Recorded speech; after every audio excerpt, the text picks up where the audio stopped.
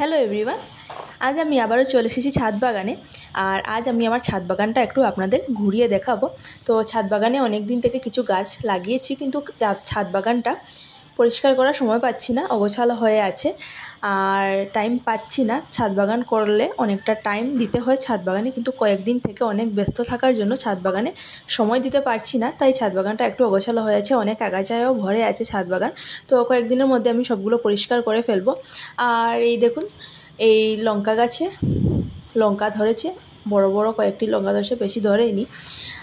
আর এই দেখুন, এখানে কিন্তু পেঁপে গাছ হয়েছে আর অনেকগুলো পেঁপে গাছ হয়েছে, খুব বড় বড়। এটা হলো আমার লঙ্কার গ্রো ব্যাগ। 2-3টা লঙ্কা গাছ লাগিয়েছিলাম, কিন্তু সাইডে যে কোথায় থেকে এতগুলো পেঁপে গাছের চারা হয়ে গেছে আমি নিজেও জানি না। তো এগুলো কয়েকদিনের মধ্যে এগুলো এখান থেকে সরাতে হবে, না হলে লঙ্কা গাছটা বাড়তে পারবে না। আর এগুলো নিয়ে মাটিতে বসাতে হবে, সবগুলো ছাদের মধ্যে রাখা যাবে না। আর এই দেখুন, এগুলো হলো 12 মাসি লঙ্কার চারা। গাছে কিন্তু ফুল চলে এসেছে, এই দেখুন। তো যত্ন অনেক দিন থেকে করতে পারছি না, তবুও কিন্তু গাছে ফুল চলে এসেছে। আর এই দেখুন, এখানে আমি কিছু গোবর এনে রেখেছিলাম, আর পুরোটা গোবরে পুরো আগাছায় ভরে আছে। আর এই দেখুন, কুল গাছও হয়ে গেছে। তো কীভাবে কোথা থেকে বীজ পড়ে চারা হয়ে যায় বুঝতেও পারি না।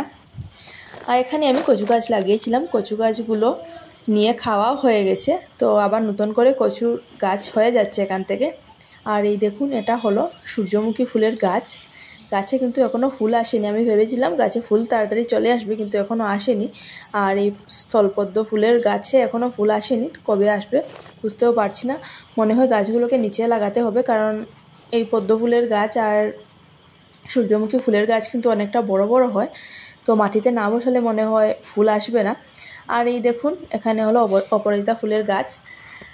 আর এখানে আছে কিছু জবা ফুলের গাছ।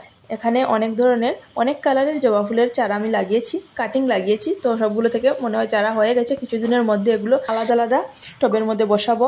আর এই দেখুন, এগুলো আমি কয়েকদিন আগে লাগিয়েছিলাম, ছোটো ছোটো কাটিং থেকে চারা বানিয়ে আর এই টবগুলোতে বসিয়েছিলাম। সুন্দর অনেকটা বড় বড় গাছ হয়ে গেছে।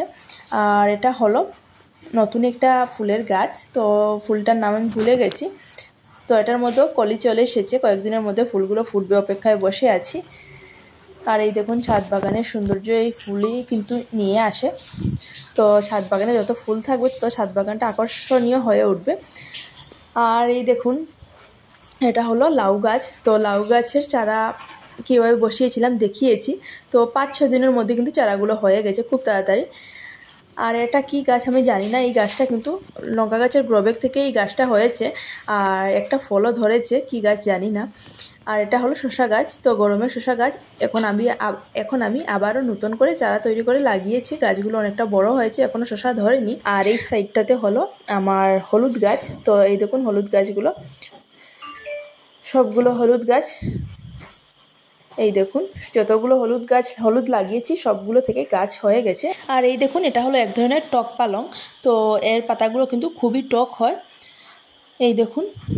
আর এই পাটের গাছগুলো দেখুন কতটা বড় বড় হয়েছে, পুরো চালটা ছুঁয়ে যাচ্ছে, অনেকটা বড় হয়েছে এই পাট গাছগুলো, এই দেখুন। তো ছাদ বাগানের অনেক কিছু আজ দেখিয়ে দিলাম। আর ছাদ বাগানটা কিন্তু পরিষ্কার করার সময় পাচ্ছি না একটুকু। তো কয়েকদিনের মধ্যে ছাদ বাগানটা পরিষ্কার করতে হবে, একটা অগোছালো হয়ে আছে। আর আজকের মতো আমার ভিডিওটা এখানেই থাক, আগামীকাল নিয়ে আসবো নতুন একটি ভিডিও। আর আজকের আমার এই ভিডিওটা যদি আপনাদের ভালো লাগে তাহলে আমার পাশে থাকবেন আর আমার চ্যানেলটি সাবস্ক্রাইব করবেন। Happy gardening.